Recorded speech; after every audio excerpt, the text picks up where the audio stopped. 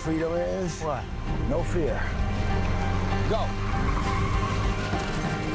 Don't care where the hell you been, 'cause now your mind is about to be the sleepless night you've been dreaming of. Ophelia. Hello and welcome to Arts 24, where we're headed to Brittany, to the charming seaside town of Dinard, where they're rolling out the red carpet for British and Irish cinema. The Dinard Film Festival has been a showcase for independent cinema for more than 30 years now, featuring movies that often go on to make waves internationally. Well, this year's edition has everything from social drama and biopics to spine-chilling horror and, of course, some celebrities. Our culture editor, Eve Jackson, is there checking it out. Eve, tell us a bit more about this festival. Well, first of all, Olivia, British festival, British weather, as you can see behind me.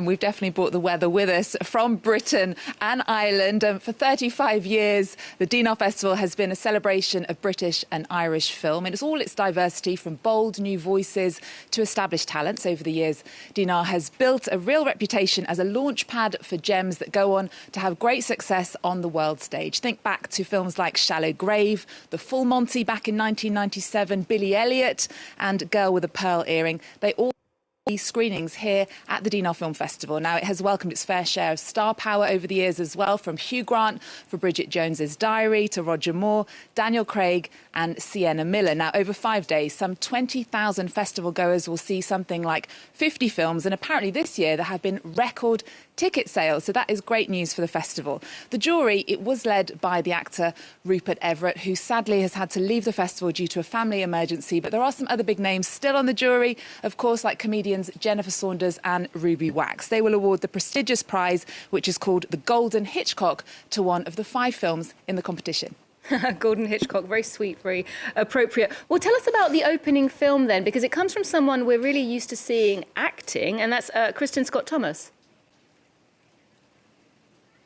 Well, the festival opens with a movie called My Mother's Wedding. It is Kristin Scott Thomas's first film as a director. Now, the bilingual British actress, who we know from films like The English, Patient and 4 Weddings and a Funeral, also stars in this movie as a mother preparing for her 3rd marriage. Now, her 3 daughters are played by a stellar cast: Scarlett Johansson, Sienna Miller and Emily Beecham. Now, this is really an intimate, multi-generational family story. It marks a new chapter for this acclaimed actress, who's stepping confidently behind the camera, and it is a really personal story for her because it is inspired by her childhood trauma of losing her dad and then shortly after that her stepfather. I caught up with her on the red carpet ahead of the premiere. I've been followed around in my entire career by this story of my so-called tragic childhood, and I wanted to tell my version of this so-called tragic childhood and how it's influenced how it can influence, sort of childhood disaster can influence, what happens to you in your life. And so I wanted to talk about the memories that I have of being told that my father had been killed, and then being told a very few years later, that my stepfather had been killed in very similar circumstances. And so I asked Reza, who's over here, Reza Yai, who's an animation expert, to make these beautiful little drawings that represent my memory of these events. And those parts of the film are completely autobiographical and totally true. And the rest, it's all made up. This is my wedding. Pull yourselves together. I brought you up to be women, not just daughters. Your fathers gave their lives for their country, but they were not the perfect men you imagine. And you have never let go of them. I know you all think Jeff is dull, but he is the man I love. He makes me happy. Which, when you all eventually grow up, you will learn is the most important thing.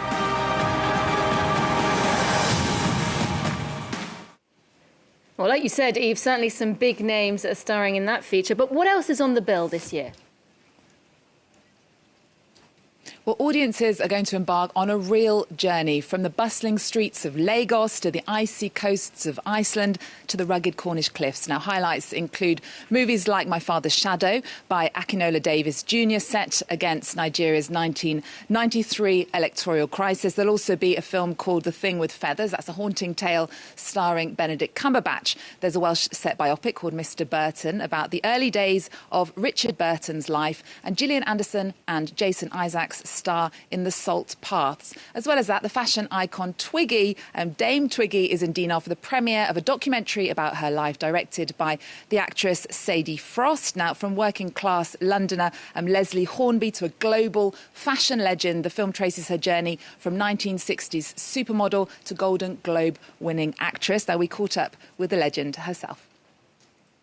What's amazed me is the reaction of the audience. A lot of, especially women who've kind of grown up with me, my sort of age, they come up to me afterwards and they're crying because I think, not because it's made them sad, but it's taken them back to their youth. And then they often come with their daughters or even granddaughters, and they love it because it shows them an era that obviously they weren't around in.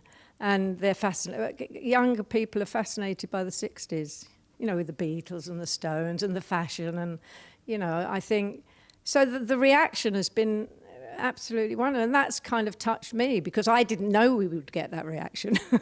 But it's very sweet. Your life changes completely.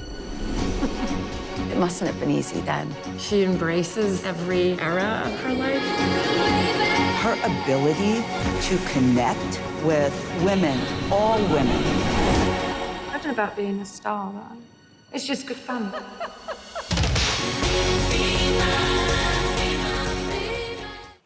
Looks like a really broad and exciting selection of films. Thanks so much for that wrap-up, Eve. And you can find out more about the Dinard Festival of British and Irish Film in our special Arts 24 programme next week. Keep an eye out for that. Well, staying with cinema, Hollywood favourite Leonardo DiCaprio is back on the big screen in One Battle After Another from acclaimed director Paul Thomas Anderson. Well, this satirical thriller deals with white supremacy, oppression and resistance, and it comes with a good dose of laughs too. DiCaprio stars alongside Benicio del Toro, Sean Penn and Tiana Taylor, and the film's already being tipped for some major awards. Aurora Clouet-Dupuis tells us more.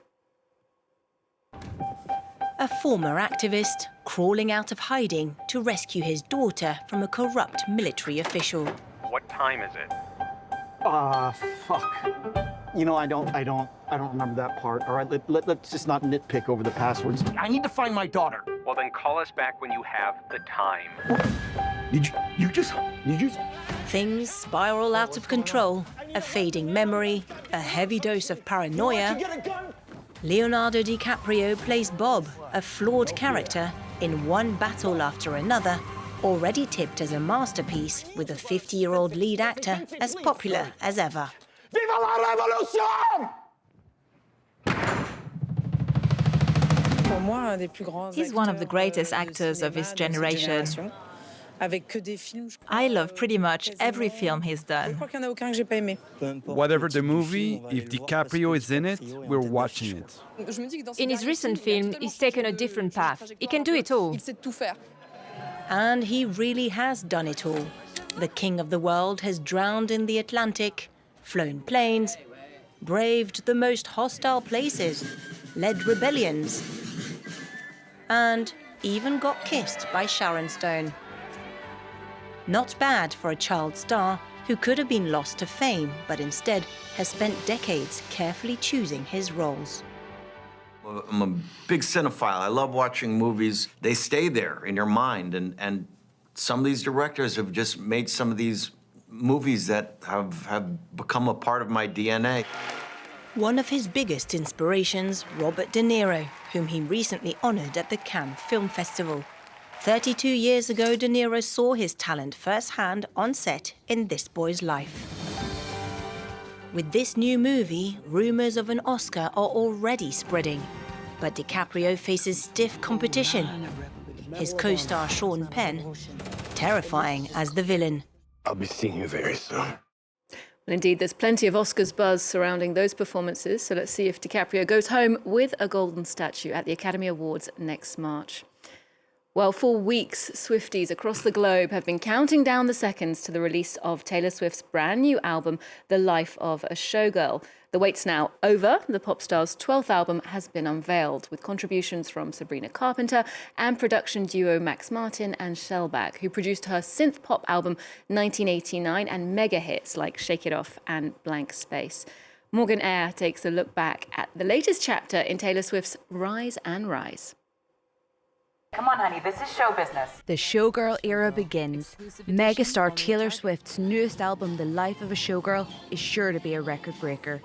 Even before its Friday release, it became the first album to exceed 5 million pre-saves on Spotify's Countdown page feature, beating the previous record and Swift's last album, The Tortured Poets Department. Taylor Swift is more than a pop star. She's a global phenomenon reaching historic milestones. At 35, she became the first and only female artist in history to surpass 100 million certified album units. And on stage, the figures are staggering. Her Eras tour is one of the most lucrative tours of all time, generating more than $2 billion. Each show had an average attendance of around 67,000. The impact boosted local economies, and in California, for example, the star's concerts contributed $320 million to the state's GDP.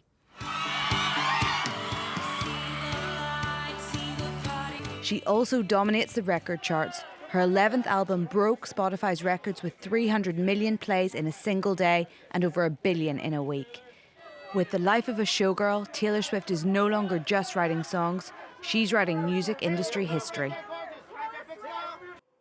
Well, we'll leave you with music and a taste of that new album. Here's Taylor Swift and pop princess Sabrina Carpenter on the title track, The Life of a Showgirl. Swift has said the record's a nod to that record-breaking Eras tour and its marathon of performances. Do take a look and see you next time here on Arts 24 and on our social media too.